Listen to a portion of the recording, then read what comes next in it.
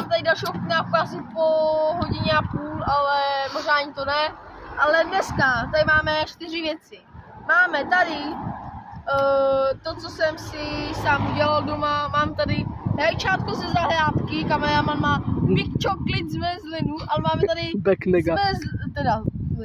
rajčátko z Belly asi, když máme někde jinde na web. No, penny jsem zapomněl změnit, náš největší kámoš.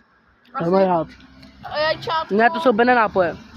Rajčátko tak 7 z 10, pak tady máme hrozínko, jaký je asi na náměstí zelenina a tohle. Moucha tady nebo co? Já jsem bych dal 9 z 10, dále tady máme čajnou teplou kazéku. Mega. Ještě bych dal tak 9 z 10 a jako poslední tady máme z Mezlinu jako předposlední. Big Almond.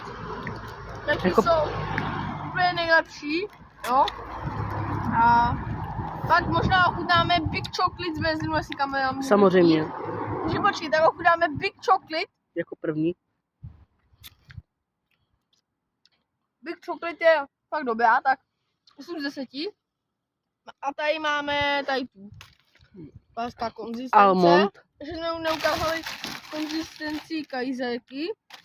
Já se jsou dvě a já vím tu špatnou. Má to takhle. Rajče vypadá takhle a hrozná se všichni víme, jak vypadá. Takže do toho kousnout. Takhle. No, už to má 2 minuty. Tíhle bych dal tak 8 z 10. A celému snacku, nebo celý svačince, bych dal tak 8 z 10. A napište, jaký je váš nejoblíbenější krám a tak. Tak čau.